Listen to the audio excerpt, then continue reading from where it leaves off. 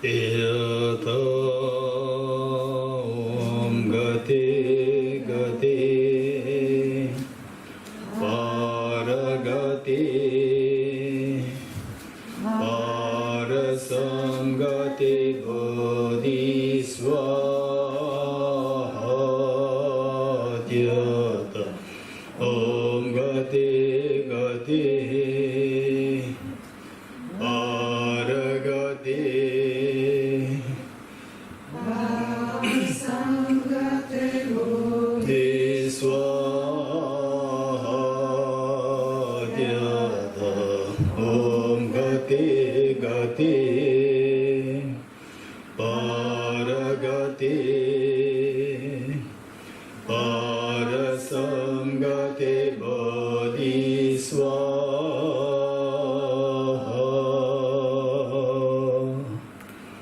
Page 7.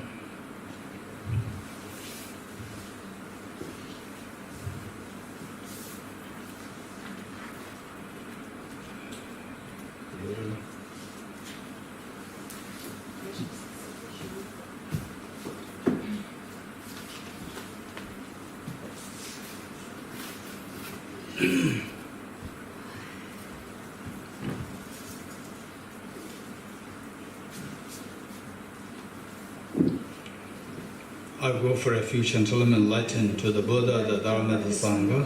By my accumulations of practice and giving and so forth, may I become a Buddha to benefit all sentient beings. I go for refuge until I'm enlightened to the Buddha, the Dharma, the Sangha. By my accumulations of practice of giving and so forth, may I become a Buddha to benefit all sentient beings. I go for refuge until I'm enlightened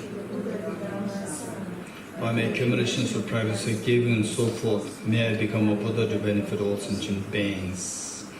Sanje joda zoge chonam la chanjo bado dane gyapsurchi age jinso gebe sonam ge joda penjir sanje dubaran shu sanje joda zoge chonam Kanjo bardo dane gyabzu chi dage jinso kebe sonamgi Koda penjire sanje dubare jo sanje choda tsogi chonam Kanjo bardo dane gyabzu chi dage jinso kebe sonamgi Koda penjire sanje dubare jo.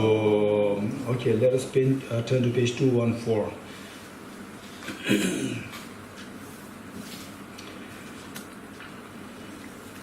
Page 214. This is some important passages and verses for meditation on dependent origination and emptiness. So it is good if we can read this collection. It's the compilation. Many of these stanzas were used by His Holiness the Dalai Lama during his teachings, and oftentimes he advises people to memorize these stanzas and apply them in your meditation to quell your disturbing emotions by meditating on emptiness and dependent origination. And then so this is more like compilation. And on top of that, during my studentship in the monasteries, IBD Institute Buddhist Dialectics and different monasteries, so there during the guidance of my teachers, the very important stanzas and passages which I came across, which I saw as very important, I put them all together. So on top of the stanzas which His Holiness often uses for his teachings. So this compilation is going to be very helpful, particularly to leave imprints, seeds of the wisdom of emptiness within the mind. So therefore, of course, I don't know every day, but at least once in a month or once in a week, if you can read this. It's not too long. It's about I think 7 pages. 7 pages. About 7 pages. Okay. So this, if you can read, and of course here, what we are doing here is we're going to read this, and then where necessary, I'll also explain. And then you see the value of this, and it will have a tremendous benefit to implant the seed of the wisdom of emptiness within yourself. Okay. So, for example, say the first paragraph, the first passage is from a sutra. The Satpurush Sutra. This sutra, there the Buddha was comparing between the two bodhisattvas. So this is where we see the benefit of the wisdom of emptiness. Buddha was comparing two bodhisattvas. One bodhisattva who's already bodhisattva since many lifetimes ago. For so many lifetimes, the generated Bodhicitta and then pursuing this journey of the Mahayana and being a bodhisattva. But till then, this bodhisattva, they did not realize emptiness. For all these many lifetimes, had been a bodhisattva, following the bodhisattva path, but not realize emptiness. So this is one scenario. Then another scenario where there is a fresh bodhisattva, somebody who just freshly became bodhisattva, and the good thing is that he or she has the experience of emptiness. And now two of them, one bodhisattva A, who became bodhisattva for so many lifetimes, but without wisdom of emptiness, and accumulated karma, accumulated virtue, one specific virtue for like 10 minutes. And the other bodhisattva, fresh bodhisattva, also accumulated virtue for 10 minutes. These two virtues, the Buddha Shakyamuni compares. Comparing these two, Buddha Shakyamuni said that virtue accumulated by the bodhisattva with the wisdom of emptiness, although freshly a new bodhisattva, his or her accumulation merit far excels the merits accumulated by the bodhisattva without the wisdom of emptiness. This is what the Buddha said. Right? So from this we see that, so what makes this difference? How come that there's such a stark contrast in the experience, in having your virtue multiplied that number of times, and whereas the other bodhisattva for all these many lifetimes being bodhisattva, but the merit is not as as great as the other one. Why? The difference lies only in the wisdom of emptiness. So therefore, for us, try to acquire the wisdom of emptiness is so important, and never ever give up studying emptiness, never ever give up reflecting on emptiness, and never ever give up on meditation, to do meditation on emptiness. This is so important. Some of us may think that, oh, I'm not really good at the analysis, good at the studies and so forth. This is simply you are underestimating yourself. Nobody else can fail you. It is only you who can fail you. The moment you say that I cannot do it, that's the greatest failure. Even though you say you may not have sharp faculty, it doesn't matter. Keep doing it, and deep inside you the Buddha nature. This Buddha nature is of the greatest wisdom. You have that wisdom. Only things that is obscured by the temporary stains, and that you don't manifest that skill within you. The moment, how to get it? As you learn, keep learning more. The ignorance, the heavy ignorance which enshrouds your mind, they're slowly gone rid of. As they're gone rid of, you see that your wisdom is growing from inside. We already have. Everyone has this wisdom, right? Only thing is whether or not that becomes manifest. So for that matter, whenever you encounter, particularly what I would say is that His Holiness the Dalai Lama, his teachings on emptiness, they are something so unique. So unique, it helps us to really implant the seed of the wisdom of emptiness. So I would very much encourage never to underestimate yourself, and always strive to study, reflect on emptiness, and at least say every day, if you can say this passage, the compendium, the passages here, if you can read one passage a day, even that is good enough, right? One passage a day. So that will help us to implant the seed of wisdom of emptiness. And then over time, and of course not just reading, then listen to His Holiness's teachings through the YouTube, through the live stream, and so forth. And then where teachers come here to teach emptiness, see how much you can take advantage of that and study that, and slowly you will see that your understanding of emptiness grows. Okay, so with this, let's read this. And very necessary, I'll also make explanation. And then yes, the understanding which I'd like to explain this, which I usually do, is that the Aryadeva, Nagarjuna's direct student, Aryadeva, what is that is that the people, the beings, those with less merit will not even have a doubt in this teaching on emptiness. So when somebody teaches emptiness, or when a soul is giving teaching emptiness and you happen to be there, and then what is this emptiness? No interest, which means that the person is less meritorious. Where that's say that somebody is teaching on emptiness, oh, emptiness, what is emptiness? It's very interesting. For sure the person is not talking about nothingness. What is emptiness? What is that? Some curiosity comes, which means that that person has say enough merit. And then here, this Aryadeva described as this inquiry, this say the desire to learn what emptiness is, this inquiry will shatter your samsara into pieces. Okay, so we're going to read from page 214. Let us all read these together. Given by the Arya Satpurush Sutra, Prashashala Sutra. Unusually, whoever listens even with doubt to this teaching on emptiness generates much greater merit than a bodhisattva who, lacking skill in means, practices the 6 perfections for 100,000 aeons. This being so, what need is there to say anything about a person who listens to this teaching without a doubt? What need is there to say anything about a person who imparts the scriptures in writing, memorizes it, and who also teaches it thoroughly and extensively to others? Arya, the Tathagata Garbha Nama Sutra, the Treasured One, thus called Sutra. Any person who possessing all these 10 great non-virtues enters into the teaching of selflessness and has faith and conviction that all phenomena are from the beginning pure of true existence, does not go to a bad rebirth.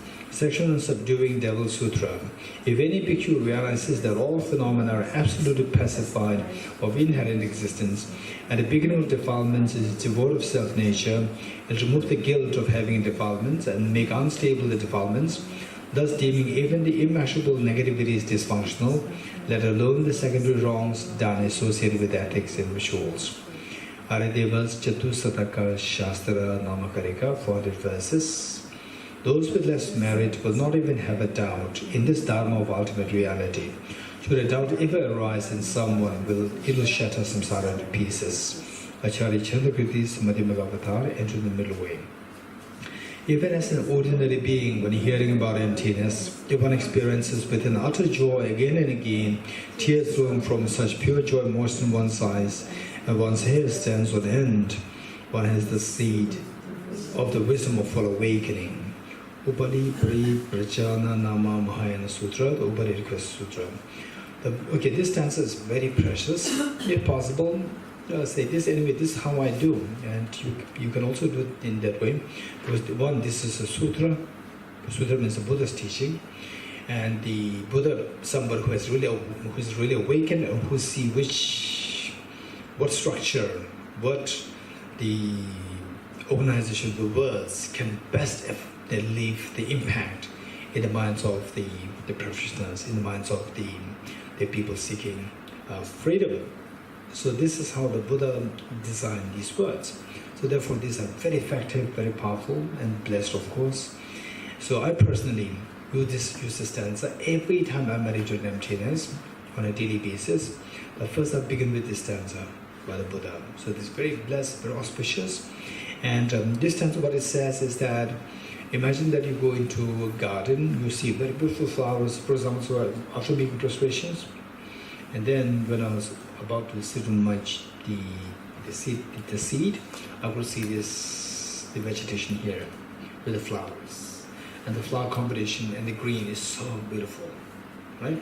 So like this, wherever you go, you see such sights, beautiful sights, then you remember this stanza. In Tibetan, this is not so eagerment, or Kachi, Sergi, Kanjo Baro Yuma, Tenam de la Chebo, Gamete, Tena, Tobo, This is a different version. English version is here, the various delightful flowers blossom, and the sparkling supreme golden apple stands so enduring. For none of these is their creator, they are possessed by the power of thought. It is through conceptualization that the world is imputed.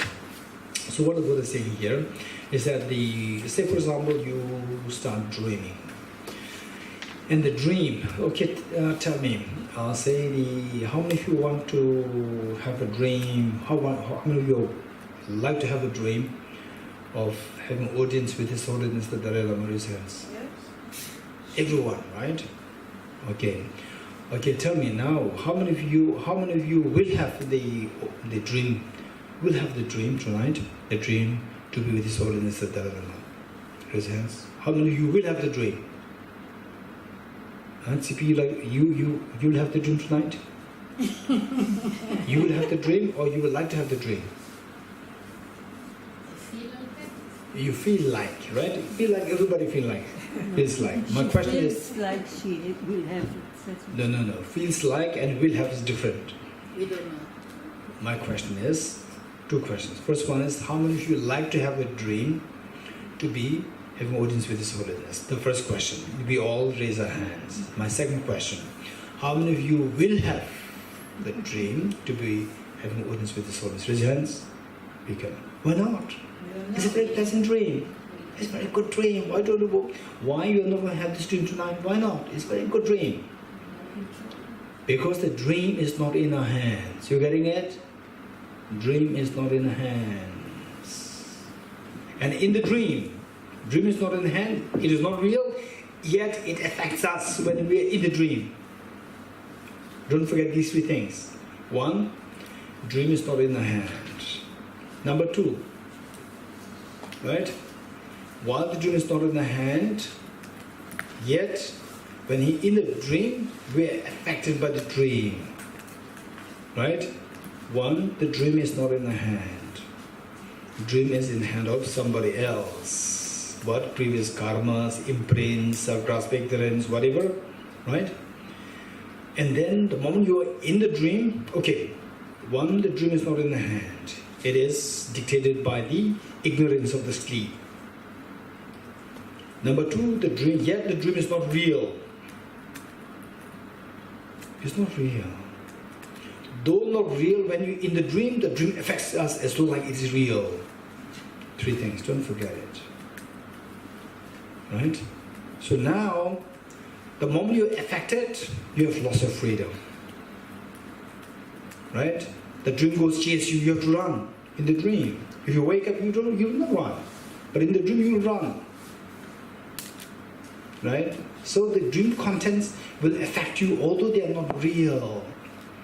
Seeing them as so real, they will affect you in the dream. Right? Okay. Now we see that if you don't want to be affected by the dream, you say, okay, if you're affected by the dream, you have to move according to what the dream dictates you. The dream dictates, the dream goes chasing you, you have to run. Right? And the moment you say your father, right, does something to stop the dream goes, then you're affected, you feel so happy. There's nothing really for you to be happy. There's nothing really for you to be afraid in the dream. It's just all not real. But when you're in the dream, you are affected. Affected means you have to move according to what the dream dictates. If you have to move according to what you dictate, you don't have the freedom to move in your own ways. So that is loss of freedom. Loss of freedom is misery. Misery is samsara. Right? So this is what is meant by samsara. The real samsara is the understanding in the form of the loss of freedom. We speak about samsara as unpleasant place, where tsunami will happen, terrorists can come. These are some very superficial understanding of samsara. Real samsara is the loss of freedom. Okay, how do we understand it? Okay, first, we don't have the choice to create the dream. Number one, we have no freedom to choose the dream. Number two, the dream is not real. Number 3, while it is not real, when you are in the dream, you are affected by the dream. Because you are affected, you don't have you have lost the freedom. The dream affects you. The dream decides what you should do. So you don't have the freedom. So loss of freedom is misery. Misery is samsara. Right? So this is how we have to understand it. If you understand it very precisely, then we will know how to get rid of this suffering. So how to get rid of the suffering in the dream? Wake up. So anything which teaches you, which helps you to get closer towards waking up, that is dharma. Anything that we do, anything that we study, anything that we do to help us to get closer towards waking up, that is the meaning of dharma. Otherwise, anything else, say the rituals, by no means the rituals are bad, keep this in mind. By no means the rituals are bad, but sometimes, in most cases, what happens is that as time lapses, the contents of the rituals disappear. Only the superficial ritual is left. That is a pure ritual. Pure ritual is not dharma, don't forget it. Right? So what is real dharma? Is anything that you study, reflect, you meditate, anything that you do which will take you closer and closer towards waking up from the sleep of ignorance, so that the loss of freedom, you'll be free from the loss of freedom. Right? Loss of freedom is the fear. You don't have the freedom. When you don't have the freedom, then you have to wait for somebody else to dictate on you. And then you have to do what other force dictates. And that you don't want to do. You don't have the freedom. So lack of the freedom is the greatest of the fear. So how to get out of this fear is wake up. So anything which takes you closer to waking up, that is known as the dharma. It is for this reason that the Bodhicitta is referred to as the fully awakened one. Anything that takes you to become the fully awakened one, that is known as the practice of dharma. Okay. With this, we will recite from the page 215, the last stanza, once more. The various delightful flowers blossom, and the sparkling supreme golden apples stand so alluring. For none of these is their creator, they are posited by the power of thought. It is through conceptualization that the world is imputed. Bhikkhuni Vajira's utterance and the fundamental the vehicle of the sutra. The mind is demonic which views the true self. You have a wrong view. These composition aggregates are empty. There is no being in them. Just as one designates a card in dependence upon a collection of parts, so we assert a conventional sentient being in dependence upon the aggregates. An extract from Venerable Shavara's writing, this very beautiful passage. So here, the two wings are indicated. If you don't have the compassion, you will never experience the joy of the Buddhahood. If you don't have the wisdom of emptiness, you will always have to be in samsara. You will never be free from samsara. So only somebody having two wings of the compassion, the bodhicitta, and the wisdom of emptiness will traverse to the other shore of full awakening Buddhahood. Okay, let's read this. Searching. Okay, sorry, this is not the one. The one that I'm talking to you is the next one. So this one is the highlighting what emptiness is. Okay. Searching for reality throughout space, one finds not the periphery and the center. All perception cease completely. Likewise, through a thorough search of mind and phenomena, one finds not even an atom of essence. Since the searching mind is not found, not seeing anything is seeing the reality. An extract from Saint Sara's writings: by entering into emptiness but devoid of compassion, one will not find the supreme path. At the same time, by meditating upon compassion alone, one will not attain liberation, but remain in samsara. Whoever is capable of grasping the unity of the two will not remain in samsara, nor abide in the personal nirvana. Samadhi Raja Sutra. Just as in the dream of a young girl, she met with a boy and saw his death. Joyous was she at the meeting, and in anguish at his death, view all phenomena as thus. Aranigarjuna's Muramadamekarika phenomenon middle way. Through ceasing common afflictions, nirvana is achieved. Common afflictions arise from distorted conceptions. Yes arises from elaborations of grasping to existence. Elaboration C is by or into emptiness. Neither the aggregates, no different from the aggregates. Aggregates don't depend on him, nor is he dependent on them. The Tathagata does not possess aggregates versus the Tathagata. That which dependent originates is posited to be empty of independent existence. That being dependently designated, this is the middle way.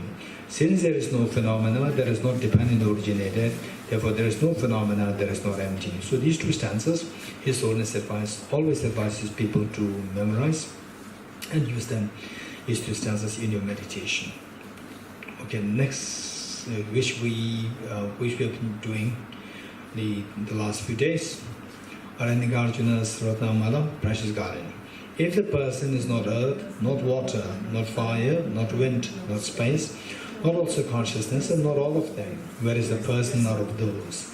Just as a person is not truly existent because of being an aggregation of the six constituents, so each constituent also is not truly existent as the aggregations of their own constituents. Aranigarjuna's Bodhicitta Vivarana. Those who understand this emptiness of all phenomena, yet also conform to the law of karma and its results, that is more amazing than amazing, that is more wondrous than wondrous. Haridevas Chatusaraka Shastra Namakarika, 400 verses. When dependent arising is seen, ignorance does not occur. Just through all effort, try to find this subject.